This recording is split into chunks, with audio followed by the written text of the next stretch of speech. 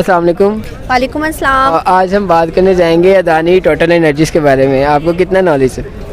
अदानी के बारे में तो मुझे काफ़ी नॉलेज है। इस time world richest man 5th number पर जो माना जा रहा है वो अदानी है, और अदानी ही वो बंदा है जिसने वॉरेन बफेट को कम्पीट किया था, जो कि अमेरिका का लार्जेस्ट मतलब एक बिगेस्ट वो कहते हैं ना रिचेस्ट मैन है, उसको कम्पीट किया था। तो काफ़ी चीज़ें तो है मेरे माइंड में अदानी को लेके। अच्छा, इंडिया जो है, इंडिया में अदानी और टोटल एनर्जीज़ मिलके एक प्रोजेक्ट पे मतलब काम करने जा रहे हैं, ग्रीन हाइड्रोजन क्रिएशन का, ठीक है। उसका अदानी और टोटल एनर्जीज़ ने कोलैब की है, ठीक है, जो कि ये प्रोजेक्ट को लॉन्च कर रहे हैं जिसकी वर्थ है $50 बिलियन। ये दुनिया का सबसे बड़ा प्रोजेक्ट लगाया जाएगा जिसकी रिपोर्ट दी गई है। तो इसके बारे में आपका कोई फीडबैक? सर देखें, वो जो इंडिया सबसे पहले जो काम करता है ना, किसी फ़ायदे के बगैर नहीं करता, ठीक है। अगर वो इतना इन्वेस्ट कर रहे हैं ना इस टाइम, इसमें उसका क्या फ़ायदा मैं आपको बताता हूँ। बिजली वो क्रिएट कर सकते हैं सूरज की रोशनी से, हाइड्रोजन जो गाड़ियों में डलती है वो उनको बचत होगी, और उनको सिर्फ $1 में ये पड़ेगी। $1 में वो बिजली पड़ेगी, यानी कि उनके 90 रुपये बनते हैं तकरीबन, ठीक है। वो हो गया। उसके अलावा देखिए कितनी बचत होगी। मतलब इसके बारे में ये मेरा व्यू ये है कि इंडिया जो है वो दिन ब दिन जो है वो एक से एक बढ़कर प्रोजेक्ट लॉन्च करता है। कभी वो ड्राइवर रेस्टोरेंट बना रहा है, कभी वो कितने बिलियन डॉलर्स की किसी के साथ ट्रेड कर रहा है, कभी उनका बस विजन ही है कि वो स्टेप बाय स्टेप आगे जा रहे हैं। उनको कुछ नहीं पता दुनिया में क्या हो रहा है, उनको बस अपनी तरक्की पे फोकस करना, और वो बड़ी अच्छी तरह अपनी तरक्की पे फोकस कर रहे हैं। उनको पता है कि हमारे पास माल इकट्ठा होगा तो दुनिया हमारी इज्जत करेगी। ये चीज़ हमें नहीं अभी तक समझ आ रही। जब हमें समझ आ जाएगी तो हम भी इस चीज़ पर रवा हो जाएंगे। अच्छा, फर्स्ट ऑफ ऑल तो ये मैं कहूँगी कि उनका नया काम नहीं है। हर आए दिन मैं देखती हूँ कि कोई ना कोई इनिशिएटिव ऐसा लिया जाता है, ठीक है। तो ये चीज़ है कि अगर कोई ना कोई प्लांट जैसे लगता है, उसका रिसोर्सेज जो होता है, उसकी जो बेनिफिट होता है किसी ना किसी चीज़ पे ज़रूर पड़ते हैं। अब ये जैसे ये जो प्लांट लगने जा रहा है, इसके जो आई थिंक सो कि एनर्जी बेस है, और एनर्जीज़ पे ये है कि आप देखो कि फ़र्स्ट आपके पास जैसे ईवो चार्जी है, ये चार्जेस वगैरह या जो भी एनर्जी प्रोड्यूस होगी, जैसे एनर्जीज़ पे काम होंगे, एनर्जीज़ पे काम होगा, तो आप देखते हो कि जैसे हमारे यहाँ पर काफ़ी ज़्यादा बिजली के क्राइसिस हैं, और उसके अलावा जो है हमारे यहाँ पर पाकिस्तान में बहुत सिनेरियोज जो हैं डाउन है।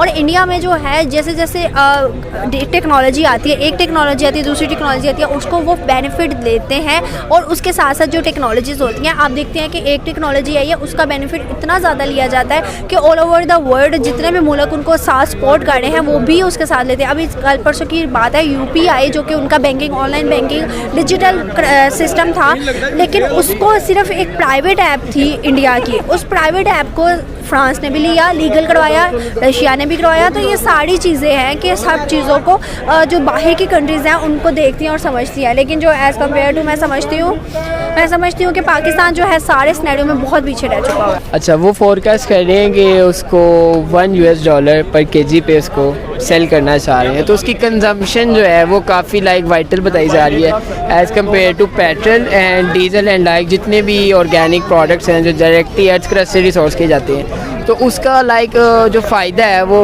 मतलब हमें जो आर्टिकल बताता है कि वो बहुत इतना वाइटल रिसोर्स है कि जो ग्लोब की ऑटोमोटिव इंडस्ट्री है वो काफ़ी फेम हासिल कर जाएगी इंडिया से रिलेटेड। तो उसके बारे में कोई फीडबैक आपका? ये देखिए, फर्स्ट ऑफ ऑल तो मैं ये जानती हूँ कि इंडिया जो है एक इकोनॉमिक जो है वो बहुत ज़्यादा डेवलप्ड कंट्री है, ठीक है।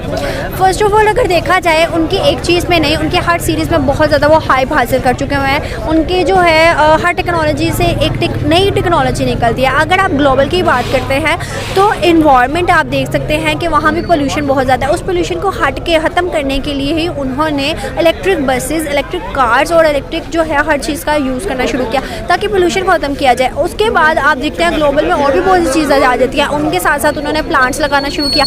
आहिस्ता आहिस्ता हम कहते हैं पाकिस्तान एक एग्रीकल्चर ज़राअत का मुल्क है, लेकिन ज़राअत कहाँ पर है? हमारे यहाँ पर किसान जो है वो आप देखते हैं कि किसान जो है वो रो रहे हैं अपने फसलों को लेके। यहाँ पे वो चीज़ देते नहीं है, उन्हें प्रोवाइड नहीं किया जाता as compare to India. India में बहुत हद तक उन्हें हर चीज़ को मतलब प्रोवाइड की जाती है, फैसिलिटीज़ दी जाती है, चाहे वो स्टूडेंट हो चाहे वो बड़ा हो, हर सेक्टर में हर फील्ड में। एज़ कम्पेयर टू पाकिस्तान वो चाहते हैं कि बजट ना लगे, पैसे ना लगे और सिंपल जो है ऐसे ही काम चलता है। उनको वो डैम से खर्चा नहीं करना पड़ेगा, पानी कम तो बत्ती नहीं जाएगी, लाइट उनका सिस्टम ख़त्म ही हो जाएगा, ठीक है। तो देखें इसमें उसका फ़ायदा है। इंडिया की मैं हमेशा एक बार मुझे उसकी अच्छी लगती है कि वो आगे का सोचता है, फ्यूचर का सोचता है, ठीक है। फ्यूचर का वो सोचता है तो वो आज भी कामयाब है। हम लोग आज का ही नहीं सोचते तो हमने फ्यूचर में क्या कामयाब होना है। हमारे यहाँ पे पॉलिटिकल क्राइसिस ही नहीं ख़त्म हो रहे, हमने खाक अपना मुल्क चलाना है। वहाँ पे देखिए दूसरी हुकूमत जा रही है नरेंद्र मोदी की, और नरेंद्र मोदी ने 10 साल में इंडिया का नक्शा बदल दिया, ठीक है। वहाँ पर हर चीज़ की प्रोडक्शन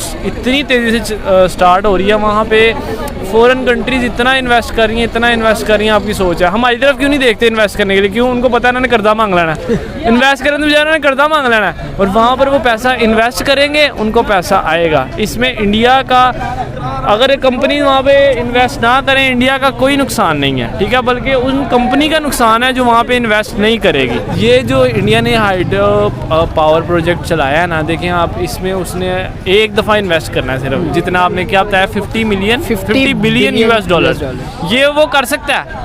वो ये उनका सिर्फ एक बिजनेसमैन भी कर सकता है, ठीक है। आप इंडिया को अब देखें ना, अब देखें तो ऐसे लगता है कि आप किसी यूरोप कंट्री में आ गए हैं। आप यकीन करें उसके शहर इतने डेवलप हो गए हैं, लिटरेसी रेट इतना कम हो गया है, और वो मतलब पता नहीं नेक्स्ट लेवल पे ही जाई जा रहा है। अच्छा, इंडियंस के लिए आपको कोई फीडबैक देना चाहिए? यार इंडियंस के लिए मैं ये फीडबैक देना चाहूँगा, देखो हमारे क्राइसिस जो हैं ये तो चलते आ रहे हैं, ये ख़त्म नहीं होने, लेकिन पहले फीडबैक अपनी हुकूमत के लिए है कि अगर हमें उनसे कुछ सीखने को मिलता है तो हम सीखें, क्योंकि कुरान मजीद में भी है कि इल्म जहाँ से मिलता है समेट लो, ठीक है। वो चाहे काफिर से मिले, चाहे किसी गलत बंदे से मिले, इल्म मिल रहा है समेट लो, उससे फ़ायदा है।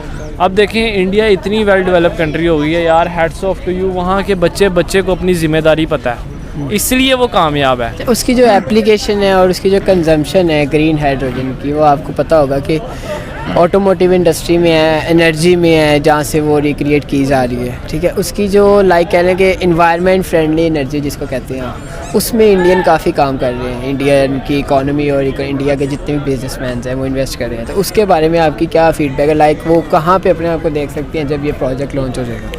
इंडिया जो है ना वो 2022 को देखकर काम नहीं करता। इंडिया काम करता है 2050, 2060, 2070 को देखकर।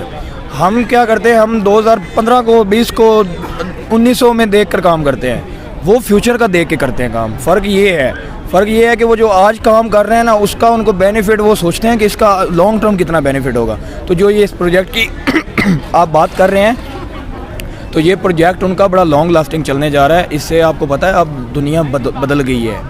दुनिया वो नहीं रही पुराने ख्यालों वाली दुनिया। अब वो जो इंसान वक्त के साथ अपने आप को अपग्रेड करता है वो ही अपना नाम बनाता है। जो एक ही काम पे लटका रहा है वो उधर ही रह जाता है। मुकेश अंबानी देख ले, ये अडानी देख ले, ये जो मतलब कि कोई दूसरे नंबर पे है, कोई चौथे नंबर पे है, तो वो ऐसे नहीं आ गए इस फील्ड में कि वो टॉप 10 में आ गए हो, कोई दूसरे पे कोई तीसरे पे। इनके विजन्स बहुत बड़े विजन्स हैं। हमारा जो ऊपर पहले नंबर पे अमीर आएगा ना, वो ये सोचेगा कि इसको पैसों को स्टोर कैसे कर लिया जाए, इस पैसे को निकाल के बाहर कैसे निकाल लिया जाए। वो क्या करते हैं, वो अपने पैसे को इंडिया में ही इन्वेस्ट करना लग जाते हैं। ये फ़र्क है हमारे अमीर लोगों में और उनके अमीर लोगों में। आपने अडानी की बात की, अडानी बहुत विजनरी इंसान है। वो यहाँ तक ऐसे नहीं उठ के आया और पहुँच गया है, उसके पीछे एक बहुत लॉन्ग स्टोरी है। अडानी का एक हार्ड वर्क है, अडानी का एक प्लानिंग है, उसके आइडियाज़ हैं। तो इसलिए वो जब आइडियाज़ और सारा पैसा इकट्ठा करके अपने ही मुल्क में डालते हैं ना, तो इससे मुल्क ग्रो होता है। और हमारे क्या करते हैं, मलिक रियाज देख लो, मियां मंशा देख लो, मतलब जितने बड़े बड़े टाइकॉन्स हैं, बिजनेस टाइकॉन्स, वो अपना पैसा उठा के वो बाहर निकल जाते हैं और उनके जो बिजनेसमैन वो इंडिया में ही इन्वेस्ट करना शुरू कर देते हैं। अच्छा, इंडियंस के लिए आपका कोई मैसेज? इंडियंस के लिए मैसेज मेरा ये है कि तरक्की करते रहें। और दूसरा मैसेज मेरा ये है कि पाकिस्तान भी जो आप समझते हैं वैसा नहीं है। पाकिस्तान के लोग जो बहुत प्यार करने वाले लोग हैं, हम सब मार्केट में चलते फिरते लोग हैं, हमें पता है कि लोगों की क्या कंसेप्ट है। अच्छे बुरे हर जगह पे होते हैं, तो कुछ 2-4 की वजह से हेटेड नहीं फैलाना चाहिए, पीस की तरफ जाना चाहिए।